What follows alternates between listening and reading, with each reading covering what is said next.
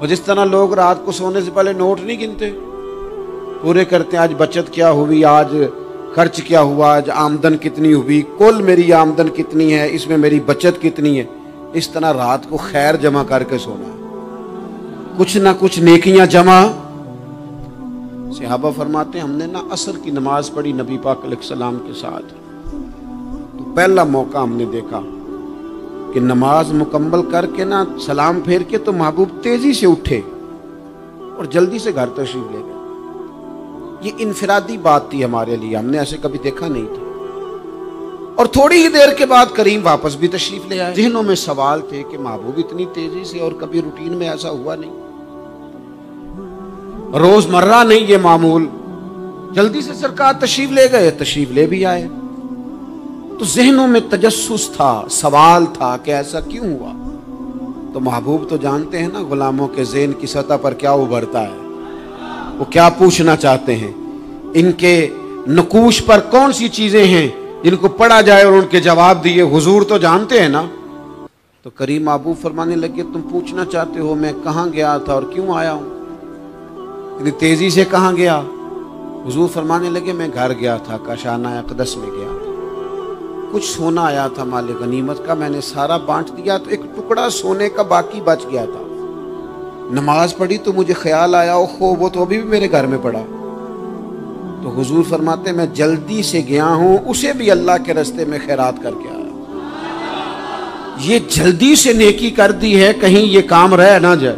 اور ایک روایت میں یوں بھی ہے کہ میں نہیں چاہتا تھا کہ میرے گھر میں پڑا رہے اور رات پوری گزر جائے، رات پوری گزر جائے، لہذا میں نے چاہا کہ اسے جلدی سے اس نیکی کو کر دیا جائے. جس کے ہاں پہنچنا ہے اس کے ہاں. میں دوستوں سے کہا کرتا ہوں رمضان میں کسی کو راشن دینا ہے تو رمضان سے پہلے دے دو، رمضان کی نیت کر کے. انشاءاللہ آپ کو یہی بتائیں گے مفتیان کرام کہ رمضان سے پہلے بھی رمضان کی نیت کر کے دیا جائے تو اللہ تعالیٰ اتنا ہی اجر عطا فرمائے گا.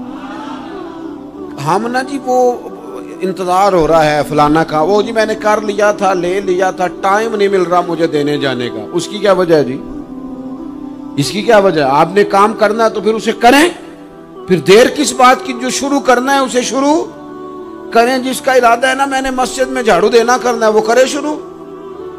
جس کا ارادہ ہے نا اذان میں نے پڑھنی کرنی ہے تو کرے نا شروع.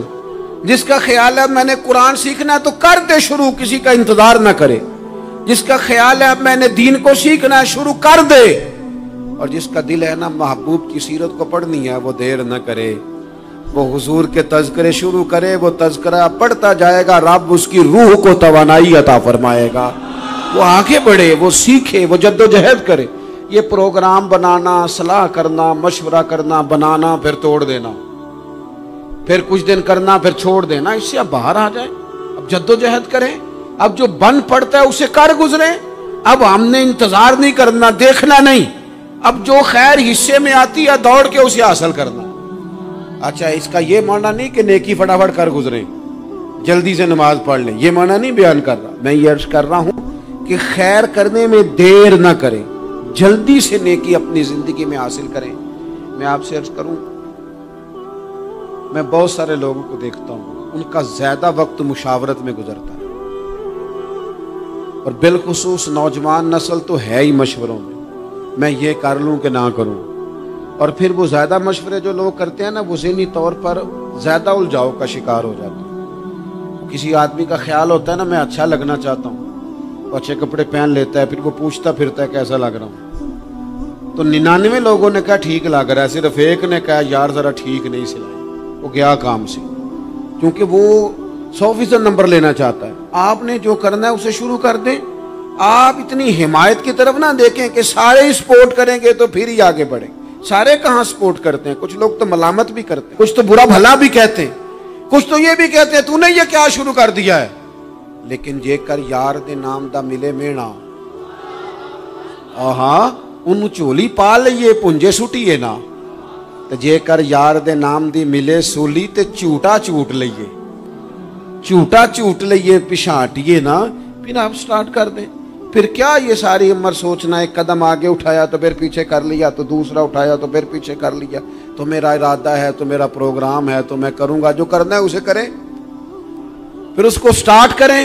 میں مشورہ کر رہا ہوں، بس کر دے مشورہ، جس سمت نکلنا ہے بس اللہ کا نام لے کے اٹھ، باندھ کمر، کیوں ڈرتا ہے؟ پھر دیکھ خدا کیا کرتا ہے۔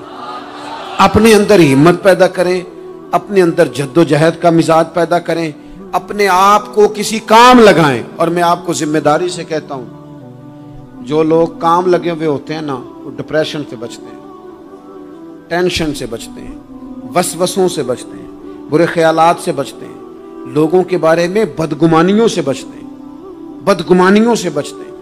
ان کا ذہن آہستہ آہستہ مثبت کاز کی طرف بڑھتا ہے، ان کا وجود نفع بخش ہو جاتا ہے، وہ کچھ فائدہ کر پاتے ہیں اپنا، ملت کا، قوم کا۔ ضائع نہ کریں اپنے آپ کو۔ ہمیں اللہ کے قرآن نے کہا ہے کہ تم نیکیوں میں ایک دوسرے سے آگے نکل جاؤ۔ قرآن مجید کہتا ہے دوڑ لگاؤ، ایک دوسرے سے آگے نکلو، ضرور نکلو، لیکن فرمایا فاستبقوا الخیرات، نیکیوں میں ایک دوسرے سے آگے نکل جاؤ۔ بس تم نیکیوں میں نکل جاؤ آگے، خیر کے کاموں میں، حسنات میں آگے نکل جاؤ ایک دوسرے سے۔ اس کے لیے جلدی دکھاؤ، جلدی سے کوئی نیکی تمہارے ہاتھ آتی ہے اسے کر گزرو۔ ساری زندگی ارادے اور منصوبے نہ بناتے رہو، خیر کٹھی کرو، جد و جہد کرو۔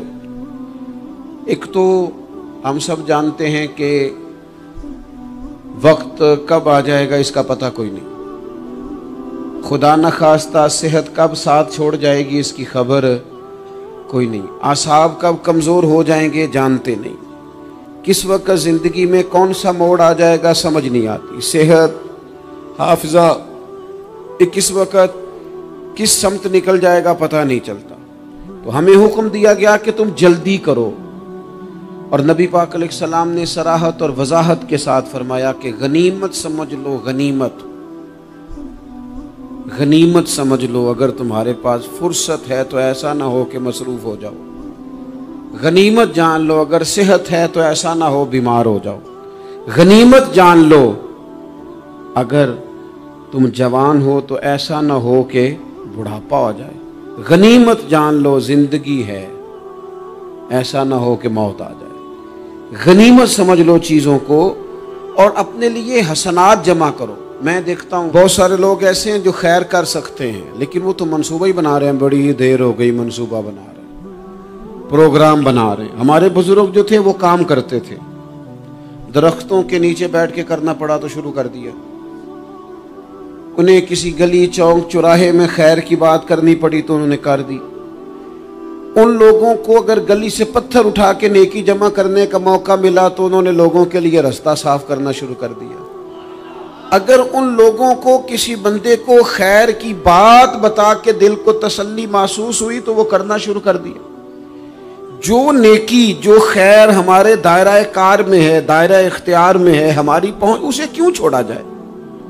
نبی پاک علیہ الصلوۃ والسلام نے فرمایا نیکی کو کبھی حقیر نہ سمجھو، کچھ نہ ہو سکے تو مسلمان بھائی سے مسکرا کے ملاقات کر لینا، اللہ صدقے کا ثواب عطا کر دے گا۔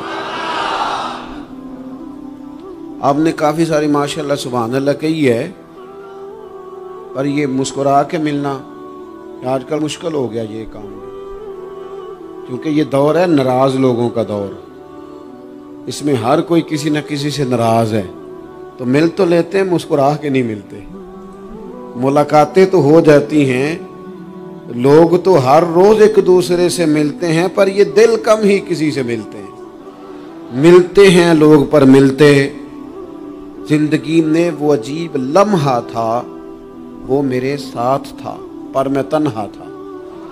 لوگ ملتے ہیں پر ملنے کو تیار۔ حضور نے فرمایا نیکی کو حقیر نہ سمجھو، کچھ نہ ہو سکے تو ذرا مسکرا کے مل لینا۔ کیا معنی ہے؟ کسی سے ملنا تو راضی ہو کے ملنا۔ یہ جو مزاجوں میں گھٹن ہے تبھی، اور بلا وجہ کی ہے بعض جگہوں پہ، کوئی اس کا کوئی شرعی پس منظر نہیں، کچھ نہیں، بلا وجہ۔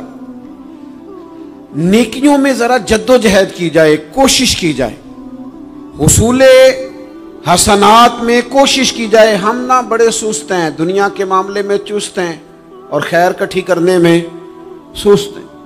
جلد از جلد آپ دیکھیں ہمارے بزرگوں نے بہت زیادہ کام کیا، بہت زیادہ. اس کی وجہ یہ تھی کہ وہ دوسروں کے کام پہ نہیں توجہ دیتے تھے، اپنے کام پہ توجہ دیتے.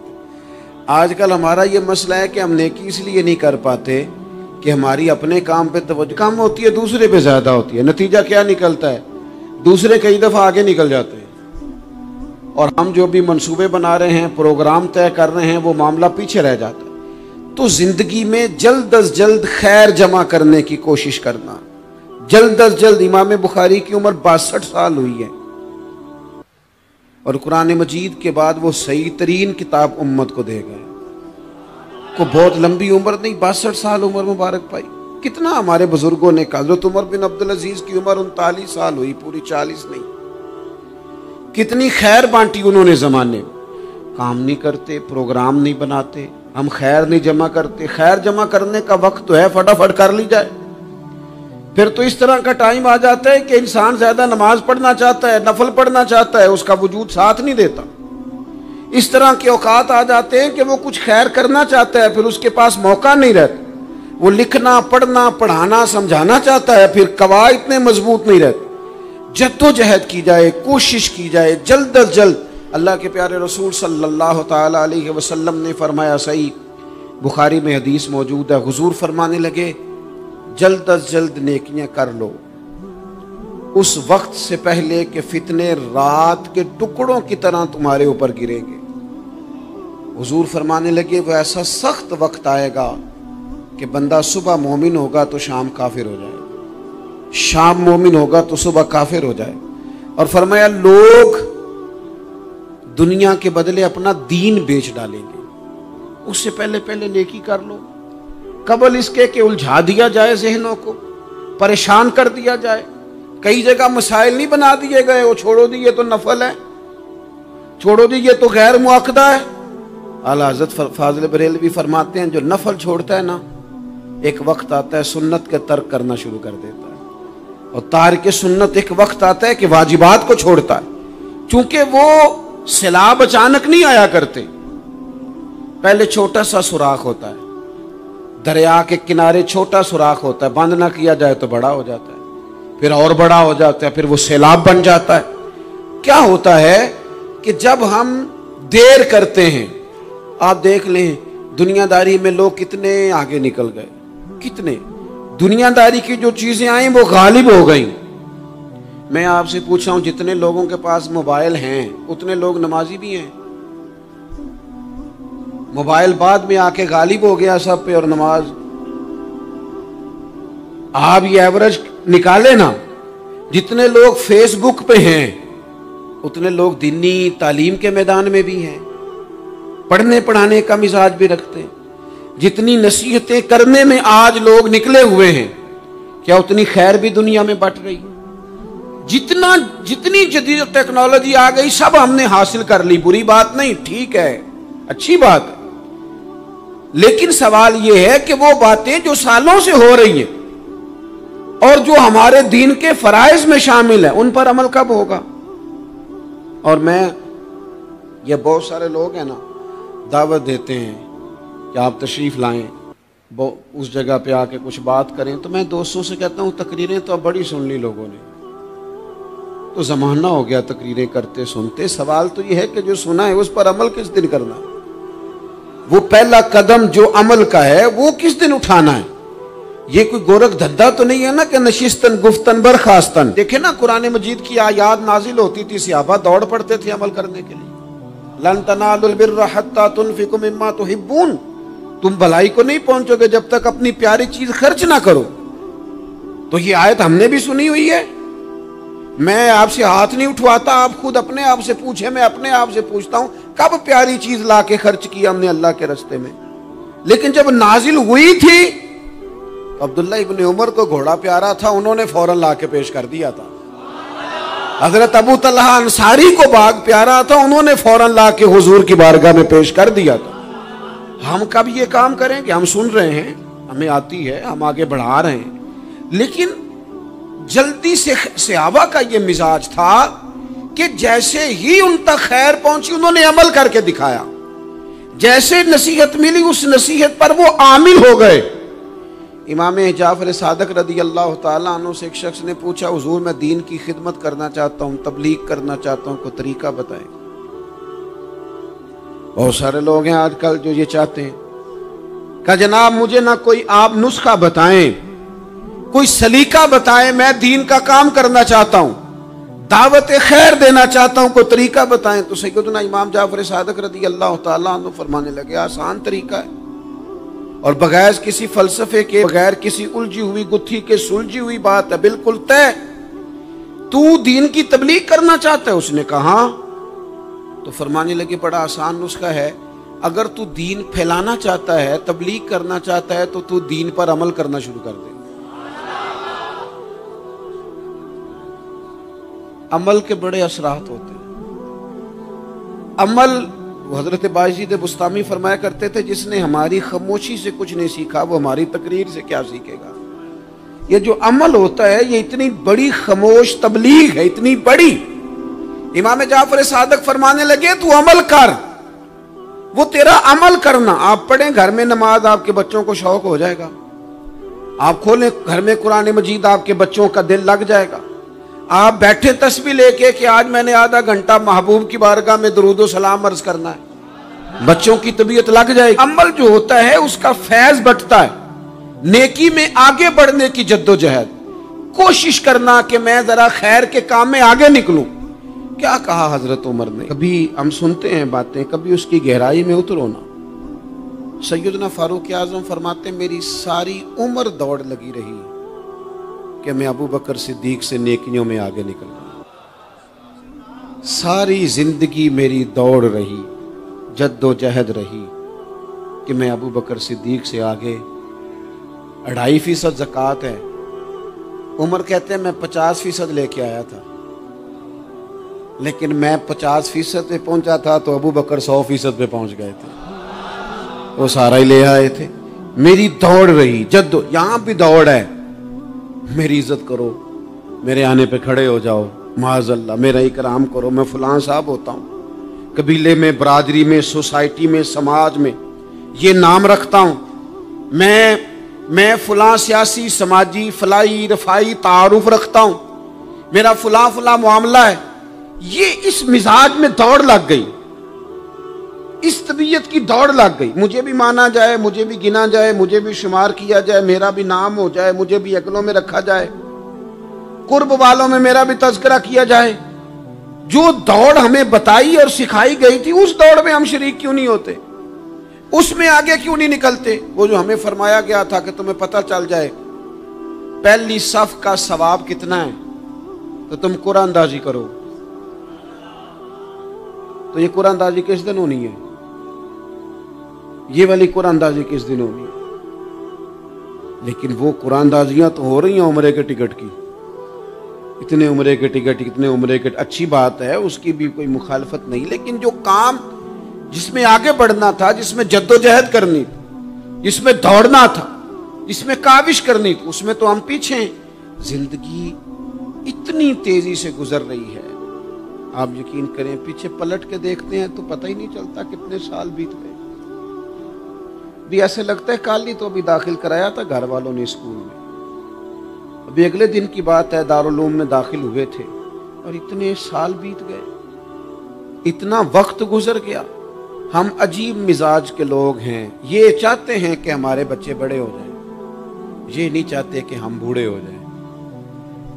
دیکھیں اگر بچے بڑے ہوں گے تو لازمی نتیجہ ہے کہ ان کے بڑے، لیکن ہم دونوں باتوں میں اپنا مزاج رکھتے ہیں، بچے بھی بڑے چاہیے ہمیں اور ہم خود بھی اپنے آپ کو بوڑھا تسلیم کرنے کو تیار۔ ماشاءاللہ جی میرا بیٹا جوان ہو گیا، تو جناب آپ کیا ہو گئے؟ اب آپ بھی تو بتائیں نا، آپ کہاں پہنچ گئے؟ وہ کیا دور تھا جب کہتے تھے میرے بیٹے کو میرا جوتا پورا آنے لگا ہے۔ جیسے جیسے بچے بڑے ہوتے تھے والدین کے لہجے میں ٹھہراؤ آتا تھا، ان کی 5 نمازوں کے ساتھ تہجد بھی شروع ہوتی تھی، اشراق اور چاشت بھی شروع ہوتی تھی۔ وہ چاہتے تھے کہ ہمارے بچے ہمیں زیادہ سے زیادہ خیر کرتا دیکھیں، وہ اپنے لفظوں پر، جملوں پر، زبانوں پر، انداز پر کنٹرول کرتے تھے۔ میاں بیوی ایک دوسرے سے کہتے تھے اب لڑنا نہیں ہے، بچے اثر قبول کرتے ہیں، بڑے ہو گئے، اب ہمیں ماحول اور طرح کا بنانا ہے، कब आगे निकलेंगे नेकियों में? कब हम जद्दोजहद करेंगे? कब हम ये वाला काम करेंगे कि नहीं अब मुझे संवर जाना चाहिए, नहीं अब मेरे अंदर मुस्बत तब्दीली आनी चाहिए, नहीं अब मिजाज में हिल्म, बुर्दबारी, वकार, वजादारी, ये चीजें मुझे पैदा करनी चाहिए? कब बचपना खत्म होगा? किसी दरवेश ने कहा था ना कि मैंने 22-22 साल के बूढ़े देखे और मैंने 65-65 साल के बच्चे देखे। कहा जनाब क्या माना? कहने लगे माना यह है कि बुजुर्गी समझ के साथ होती है, उम्र के साथ थोड़ी होती है। वो तो समझ के साथ है, जिस दौर में समझ आ गई, शऊर आ गया, समझ गए बात को। वरना बाज लोग माजरत के साथ बाज लोग सारी जिंदगी समझदार होने को तैयार ही नहीं है। वो कुछ ऐसी बातें करते हैं जो उनके मनसब से मैच ही नहीं करती, उनके स्टेटस के साथ वो अटैच नहीं होती। भाई ये बात आपको नहीं करनी चाहिए थी, आपका मेयार ये नहीं था, मेयार बुलंद है आपका, आप अपने स्टेटस के हिसाब से बात करेंगे तो मेरे अजीज आगे बढ़ा जाए। अब तो कई हमारे क्लास फेलो चले गए, कई साथ रहने वाले चले गए, कईयों को हम देखते हैं वो कहते हैं यार महीनों हो गए चारपाई पे पड़े, मुलाकातें अधूरी रह गई हैं, कई बातें जरूरी रह गई हैं, कई लोग रुखसत हो गए, तो क्या हम कब किस वक्त हम इबरत पकड़े? बचुप करके जनाजा पढ़ के आ गए कि सिर्फ इसी का होना था, खबर पे फातिहा पढ़ के आ गए कि सिर्फ इसी को दफन होना था, किसी की कुलखानी में चेहलों में शिरकत करके आ गए, किसी की होनी थी मेरी होनी नहीं है। अपने आमाल में पुख्तगी लाई जाए, आगे बढ़ा जाए। हजरत जाबिर इब्ने अब्दुल्ला रदी अल्लाह तआला अन्हु फरमाते मैंने मैदान ओहद में एक सहाबी को देखा, खजूर खा रहे थे। कितना टाइम लगता है खजूर खाने में? गोश्त की भरी हुई प्लेट नहीं थी उनके सामने कि सारी खाली होने में देर लगे, खजूर खा रहे थे, बुखारी शरीफ है। और खजूर खाते खाते करीम महबूब अलैहिस्सलाम की आली मर्तबत बारगाह में अर्ज गुजार हुए, या रसूलल्लाह अगर आज मैं शहीद हो जाऊं तो कहां जाऊंगा? तो हुजूर ने फरमाया जन्नत में। हजरत जाबिर इब्ने अब्दुल्ला फरमाते हैं वो बात उन्होंने सुनी तो वो जो खजूर खा रहे थे वो बाकी की मुंह से निकाल दी।